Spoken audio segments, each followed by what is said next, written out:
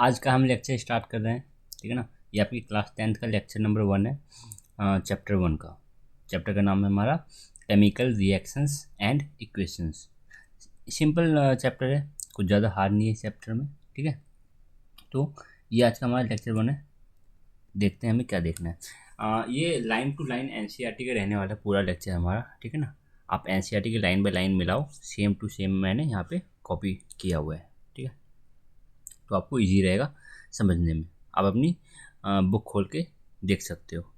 ठीक है, तो एनसीईआरटी लिखती है हमारी, consider the following situations of daily life and think what happens when milk is left at room temperature during summers. ठीक है ना, गर्मियों में। ठीक है, गर्मियों में जब आप मिल्क को रूम टेम्परेचर पे छोड़ देते हो। ठीक है, बाद मतलब कि आप इसको फ्रिज में ना रख के रूम टेम्परेचर बाहर रख रखे हो। ठीक है, तो क्या होता है मिल्क के साथ। ठीक है ना, आपको पता होगा दूध का फटना। ठीक है ना। आगे, एन आयरन तवा, पैन हो सकता है आयरन का, या तो आयरन का नेल हो सकता है। ठीक है ना, आयरन का तवा, आयरन का पैन, या तो आयरन का नेल। जब आप इसको जब आप इसको छोड़ोगे, एक्सपोज करोगे ह्यूमिड एटमॉस्फेयर में। ठीक है ना, जब आप आयरन के तवा या तो पैन या तो नेल को ह्यूमिड एटमॉस्फेयर में छोड़ दोगे तो क्या होगा। ठीक है, जब ये एक्सपोज होगा ह्यूमिड एटमॉस्फेयर के कॉन्टेक्ट में आएगा तो क्या होगा। ग्रेप्स की फर्मेंटेशन कैसी होती है। ठीक है ना, ग्रेप्स की फर्मेंटेशन में क्या चीज़ें घट रही है। फूड इज कुकड, जब खाना पकता है तो क्या क्या हुआ जो खाना पक गया। ठीक है ना, food get digested in our body. ठीक है, तो जो हमारे शरीर में खाने का पाचन हो रहा है, तो क्या केमिकल रिएक्शंस घट रही है अंदर। ठीक है ना, क्या चीज़ें हो रही है जो फूड को डाइजेस्ट कर रही है, कैसे फूड डाइजेस्ट कर रहा है। और जब हम सांस लेते हैं तब क्या घटना घटती है। ठीक है, तो बोला गया है in all the above situation, इन सभी सिचुएशन में the nature and the identity of initial substance have somewhat change. Means जो इनिशियल सब्सटेंस है, देखो आपके पास इनिशियली था मिल्क, उस आपने रूम टेम्परेचर पे उसको छोड़ दिया तो मिल्क फट गया, दूध का फटना आपने सुना होगा, वो अब कुछ चीज़ बनी आपके पास। तो क्या मिल्क जो था, जो मिल्क है और जो ये बची सब जो सब्सटेंस आपको बाद में देखने को मिल रहा है, क्या दोनों चीज़ें सेम है। ठीक है, नहीं, कुछ चेंज आया है। ठीक है ना, कुछ चेंज आया है, और ये सारी टाइप की जो चेंजेस हम यहाँ पे बात करें, जो चेंजेस आएंगी, ये केमिकल चेंज हो रही है।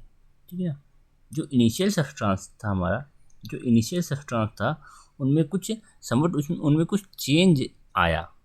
ठीक है,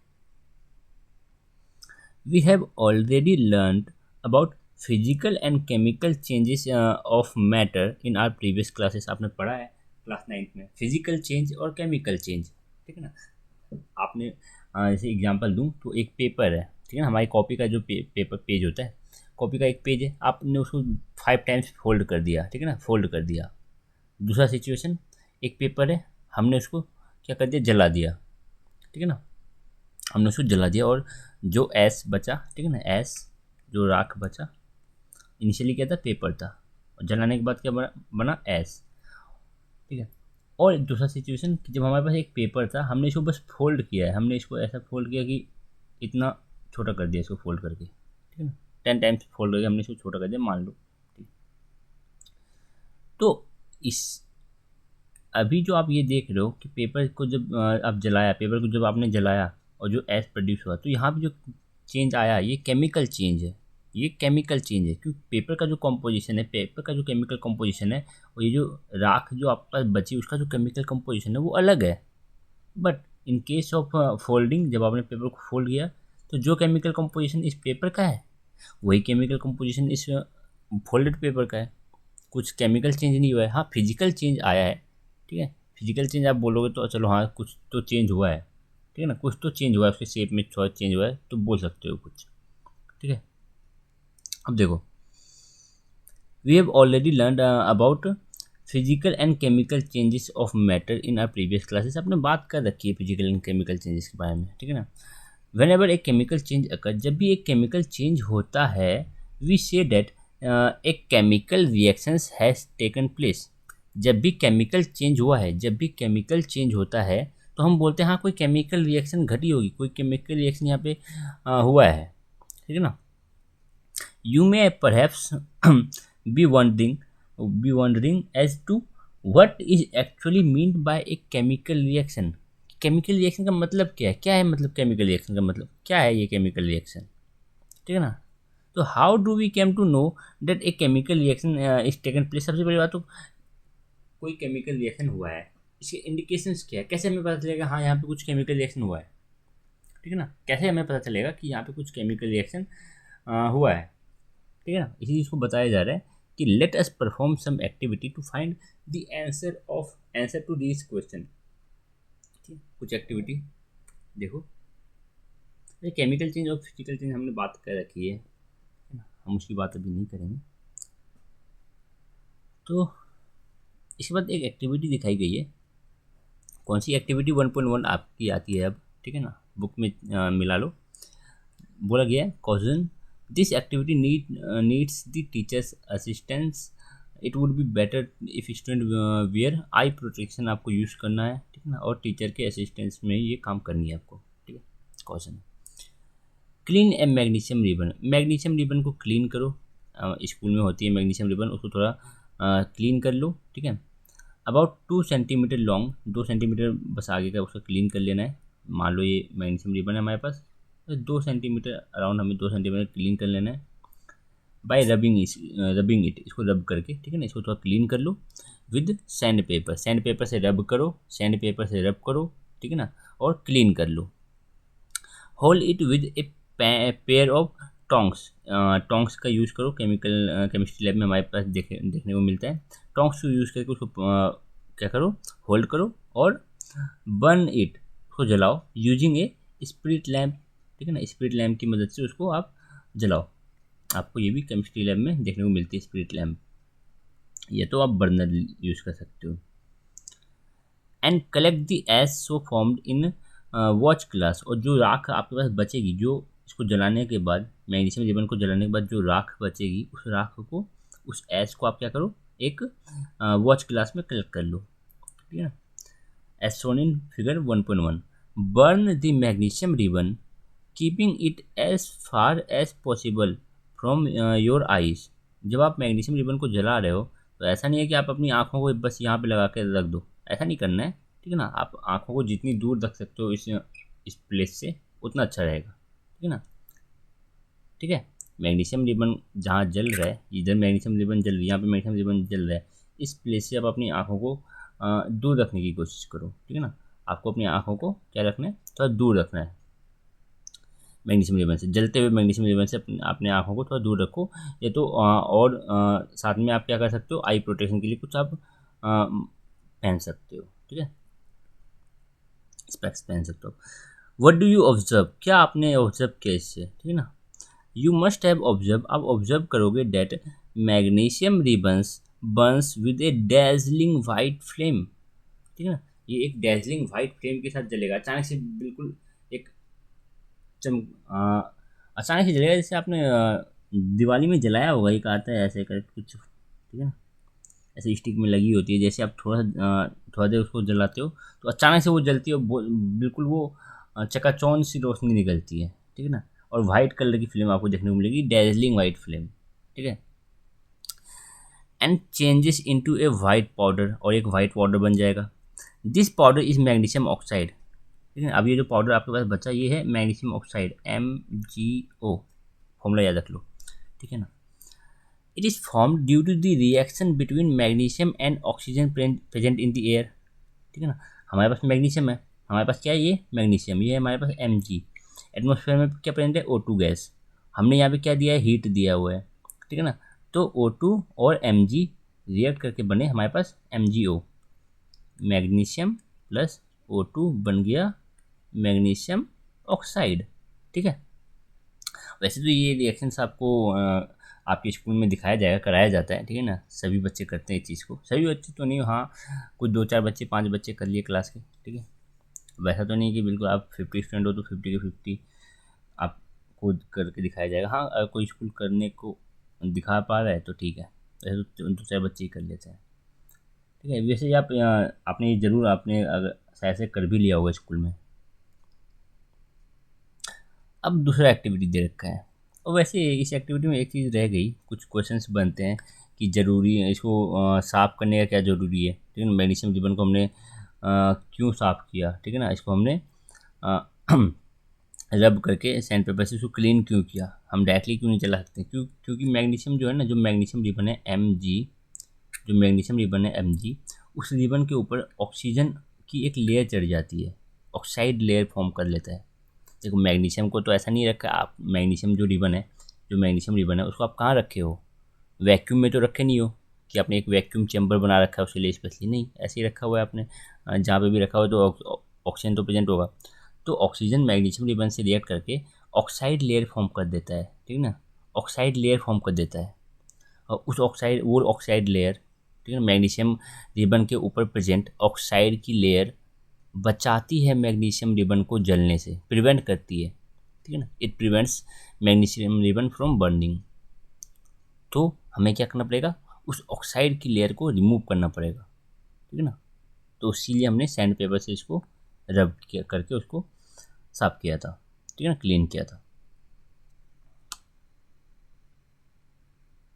अब देखो दूसरा एक्टिविटी दे रखा है कि आपको क्या लेना है, आपको लेड नाइट्रेट लेना है, ठीक है ना, आपको लेड नाइट्रेट लेना है, ठीक है, लेड नाइट्रेट ले लो और आप उसमें ऐड करो पोटेशियम आयोडाइड। लेड नाइट्रेट में ऐड करो पोटेशियम आयोडाइड, ठीक। तो अब आपको क्या देखने को मिलेगा, देखो डबल डिस्प्लेसमेंट रिएक्शन होगा यहाँ पे। क्या होता है डबल डिस्प्लेसमेंट रिएक्शन, हम आगे देखेंगे। तो देखो क्या होगा ना, आपके पास जो लेड नाइट्रेट है, ये बात देख लो,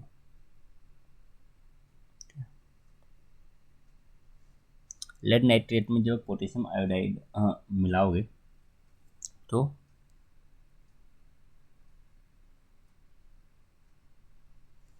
लेड नाइट्रेट PbNO3 का होल ट्वाइस, जब आप इसमें पोटेशियम आयोडाइड मिलाओगे तो आपको पोटेशियम आयोडाइड लेड आयोडाइड देखने को मिलेगा।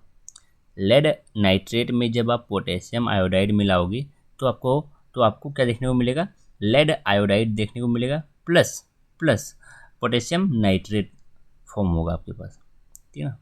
Lead iodide plus potassium nitrate means जो यहाँ पे पोटेशियम है वो लेड की जगह ले लिया, तो ये लेड यहाँ से निकल के पोटेशियम की जगह ले लिया, ठीक है ना। लेड ने जो लेड है, जो हमारे पास लेड ने डिस्प्लेस कर दिया पोटेशियम को यहाँ से रिमूव कर दिया कि पोटेशियम तुम यहाँ से निकलो। पोटेशियम ने लेड को डिस्प्लेस कर दिया कि तुम भी निकलो फिर, ठीक है। तो डबल डिस्प्लेसमेंट, ये इसको डिस्प्लेस कर रहा है तो ये भी इसको डिस्प्लेस कर रहा है, तो ये एक डबल डिस्प्लेसमेंट रिएक्शन है। तो आपको क्या देखने को मिल रहा है, लेड आयोडाइड और पोटेशियम नाइट्रेट, ठीक है। अब यहाँ से कुछ चीज़ें हम देख लेंगे, क्या कुछ काम की चीज़ें हम यहाँ से नोटिस करेंगे कि जो पोटेशियम है पोटेशियम पे +1 का चार्ज होता है, ठीक है ना। नाइट्रेट पे -1 का चार्ज होता है, ठीक है, नाइट्रेट पे -1 का चार्ज होता है, आयोडीन पे -1 का, ठीक है। और जो लेड है Pb, इस पर +2 का चार्ज होता है, ठीक है ना। लेड पे +2 का चार्ज, देखो तो लेड पे कितना चार्ज होता है +2, Pb पे कितना चार्ज होता है +2 का, और NO3 पे कितना -1, एक NO3 पे -1 का चार्ज होता है, ठीक है ना। NO3 पे कितना चार्ज होता है -1 का, तो एक NO3 पे -1 का चार्ज है तो हमें 2 NO3 लेना पड़ेगा, तब जाके चार्ज कितना बनेगा -2, और -2 और +2 बैलेंस हो गया, मतलब कि ये न्यूट्रल हो गया, समझ रहे हो। अगर मैं बोलूँ आपके पास -2 रुपीज़ का कर्जा है, अगर आपको न्यूट्रल करना है तो आपको कितना ऐड करना पड़ेगा, तो आपको +2 ला के देना पड़ेगा, तभी तो ये न्यूट्रल हो पाएगा। तो अगर लेड पे चार्ज होता है +2 और नाइट्रेट पे चार्ज होता है -1, ठीक है ना। लेड पे चार्ज होता है +2 और आपने क्या किया, नाइट्रेट पे चार्ज होता है -1, ठीक है। तो लेड अब इन दोनों को मिला के क्या लगता है कितना चार्ज हो गया अब टोटल, अभी भी टोटल +1 का चार्ज है, ठीक है ना। तो आपको 2 नाइट्रेट आयन देना पड़ेगा सो डैट ये पूरा चार्ज जीरो कर पाए, ठीक है, न्यूट्रल हो पाए। तो 2 नाइट्रेट पे -2 और एक लेड पे +2, चार्ज कितना हो गया 0, ठीक है ना। सेम यहाँ पे पोटेशियम पे चार्ज कितना होता है, इस पे होता है +1 और आयोडीन पे -1, ये न्यूट्रल है। यहाँ पे +2, लेड पे +2, आयोडीन पे -1, तो हमने 2 आयोडीन लिया हुआ है, देखो I2 का मतलब 2 आयोडीन, तो 2 आयोडीन लिया मतलब ये -2 हो गया, ये भी न्यूट्रल हो गया। सेम यहाँ पे भी, छोड़ो आगे देखेंगे। वैसे तो ये चीज़ें क्लास 9th के चैप्टर नंबर 3 में है, ठीक है। When a solution of potassium iodide is added to solution of lead nitrate, जब पोटेशियम आयोडाइड को लेड नाइट्रेट में मिलाओगे, ठीक है ना, लेड नाइट्रेट में मिलाओगे तो क्या होगा, in a test tube the precipitation of yellowish solid, एक येलो कलर का सॉलिड नीचे देखने प्रिसिपिटेट होता हुआ आपको देखने को मिलेगा, ठीक है। It is observed this yellow solid is lead iodide, और ये जो येलो पीपीटी बनती है वो कौन है, वो है आपके पास लेड आयोडाइड। क्या है आपके पास, lead iodide. Lead iodide yellow PPT बन के वो नीचे सेटल डाउन हो जाता है। और जो पोटेशियम नाइट्रेट है वो क्या रहता है, वो सॉल्यूशन फॉर्म करता है, is formed along with lead iodide. और पोटेशियम नाइट्रेट भी बनता है, वो पूरा सॉल्यूशन में रहता है, बाकी लेड आयोडाइड जो है वो नीचे सेटल डाउन कर जाता है। This is double displacement reaction, यही है आपके पास डबल डिस्प्लेसमेंट रिएक्शन। तो देख लो, लेड नाइट्रेट में पोटेशियम आयोडाइड मिलाओगे,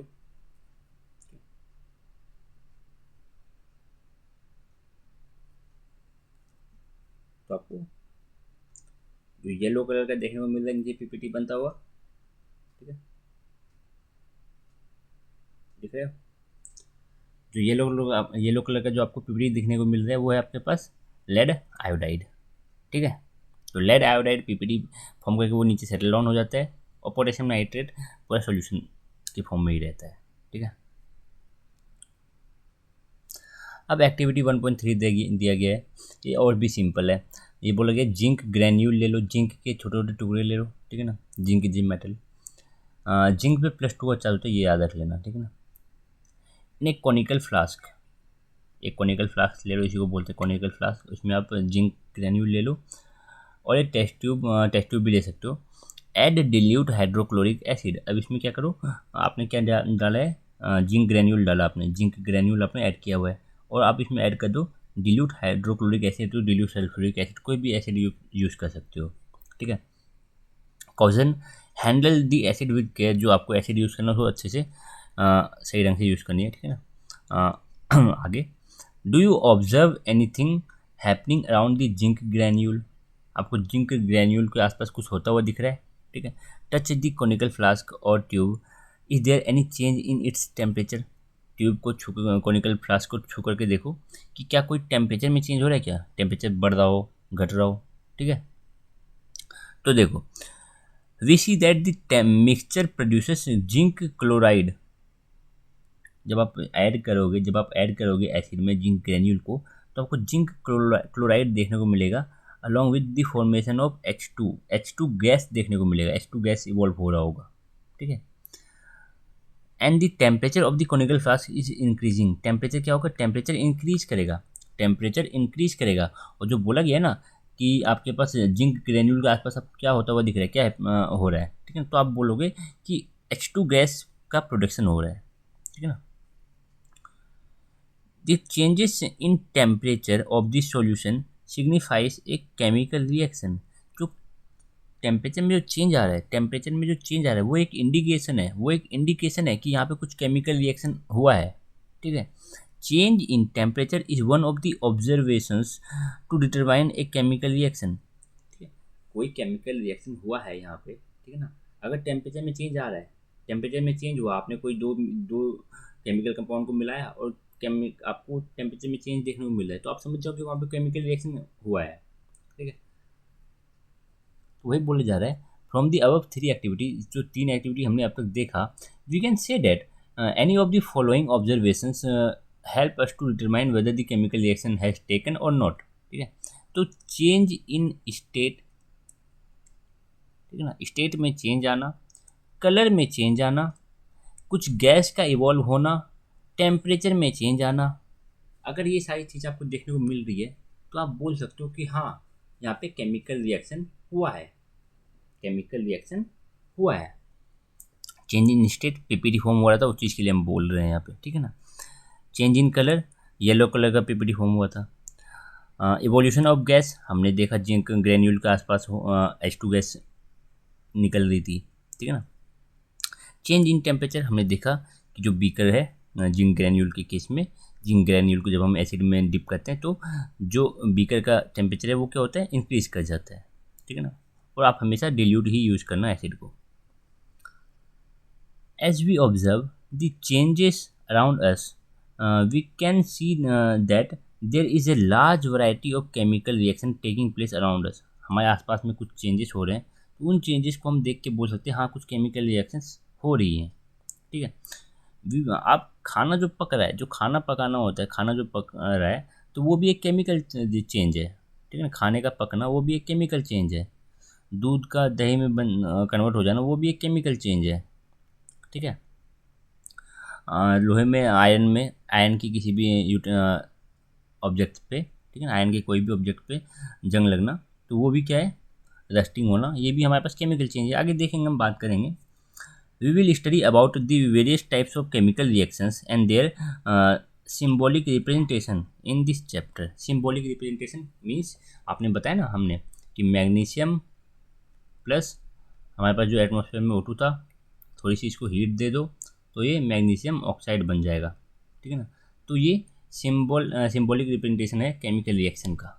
जो केमिकल रिएक्शन हुआ है तो उसका रिप्रेजेंटेशन हम इसको ऐसे करते हैं, ठीक है। तो अगले लेक्चर में हम देखेंगे कि केमिकल रिएक्शन को हम बैलेंस कैसे करेंगे। किसी भी केमिकल रिएक्शन को लिखना और उसको बैलेंस करना अगले लेक्चर में देखेंगे। आज के लेक्चर को हम इतना ही रखते हैं। आई होप इतना चीज़ें आपको समझ में आया होगा, ठीक है। तो पहला क्वेश्चन तो ये बन जाता है कि केमिकल रिएक्शन हो रहा है, केमिकल रिएक्शन हुआ है, तो ये आपको कैसे पता चलेगा कि कोई केमिकल रिएक्शन हुआ। तो बोलोगे change in state, change in colour, change in evolution of gas and change in temperature. अगर ये चारों इंडिकेशंस हैं हमारे, इन चारों में से कोई एक भी हो रहा है तो हम बोलेंगे हाँ केमिकल रिएक्शन यहाँ पे हुआ है, ठीक है। बाकी इन तीनों एक्टिविटी को ढंग से याद कर लेना, और इसमें से ये वाला एक्टिविटी ज़रूरी है। ये वाला थोड़ा इंपॉर्टेंट बन जाता है। 1.2 एक्टिविटी 1.2 बहुत इंपॉर्टेंट है, ठीक है ना। क्यों, एनसीईआरटी में बस इतना बोल रखा है, एनसीईआरटी में इसके बारे में कुछ बता नहीं रखा। ये चीज़ें एनसीईआरटी में नहीं बता रखी है। एनसीईआरटी में बस क्वेश्चन करके क्वेश्चन डाल के छोड़ दिया गया है, बट हाँ एग्जाम में क्वेश्चन इससे ऊपर बहुत आते हैं, ठीक है। तो ये आपको याद रहना चाहिए। तो मिलते हैं अगले लेक्चर में, तब तक के लिए गुड बाय।